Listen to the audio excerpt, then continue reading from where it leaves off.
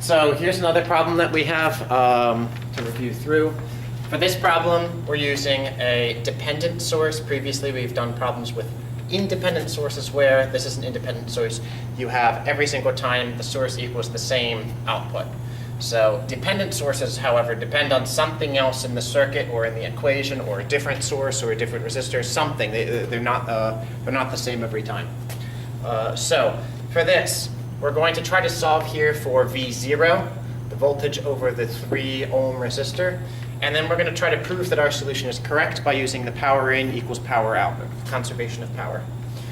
So the first step that we're going to do, we're going to use one of our 3 rules or 4 rules that we have so far. And the first one, which is usually the one we start with, is Kirchhoff's voltage law. Kirchhoff's voltage law again states that the sum of the voltage, Kirchhoff's voltage law, the sum of the voltages in a loop equals 0. So here is our first loop. This is the sum of this equals 0. We're going to move throughout. So start with the 10 volts, and then we'll go through this resistor and then back in. And then again over here, we're going to have another loop as well. Interestingly, we don't have a loop between these two because we only have this small connection. And this here are our 2 nodes that we have, but they have no impact on voltage. So 1 voltage loop, 2 voltage loops. So what we do when we go around this voltage loop, we're going to get voltage, remember voltage source minus voltage resistor.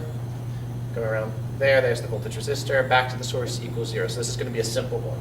So we're going to have 10 volts from here minus our voltage over our resistor, which is going to equal what? V equals IR. So IS times, and we need to know what this one is. This is 6 ohms, excuse me. 6 ohms, so times 6 here equals 0. So already we have one variable with one equation. So therefore, one variable, one equation, we can solve for that. So therefore, we're going to have IS equals what? So we're going to have 10 volts equals IS times 6. So we're going to have 10 over 6 volts equals IS. And that's going to give us our current for this individual point going down here, coming out of the source in here.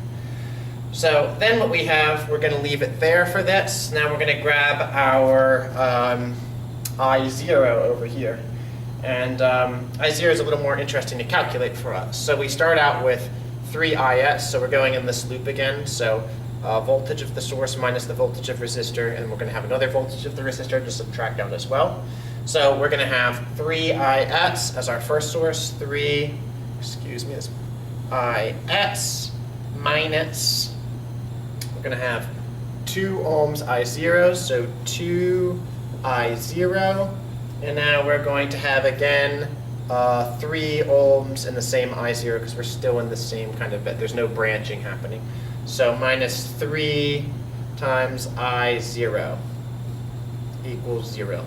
So now if we solve through this, we're going to plug 10 over 6 equals IS. So 3 times 10 over 6 minus 2I0 minus 3I0, so minus 5I0 minus 5I0 equals 0.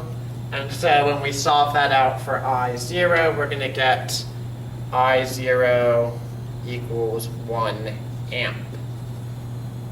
And then over here again, if we want to simplify this out to numbers, which you don't need to, but 1.67 amp equals IS. So now that we have both of the currents, we can now calculate exactly what the voltage is over here over this point.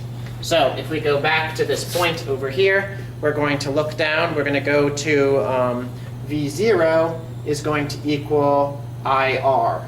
And we have the resistance here, and we just found the current here. So we're going to have voltage of resistor equals current, V equals IR. Current, resistor, 1 second, let me turn this off.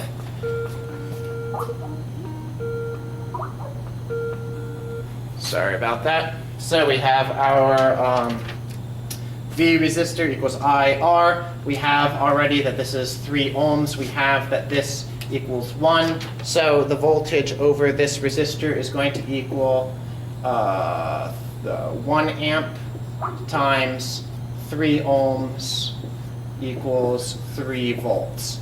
So now we're going to prove our solution. Again, I'm going to grab a different color marker for this one. Excuse me. Let's check if this one works. Good. This one looks good. So now we're going to prove the solution with the power law. So power in equals power out.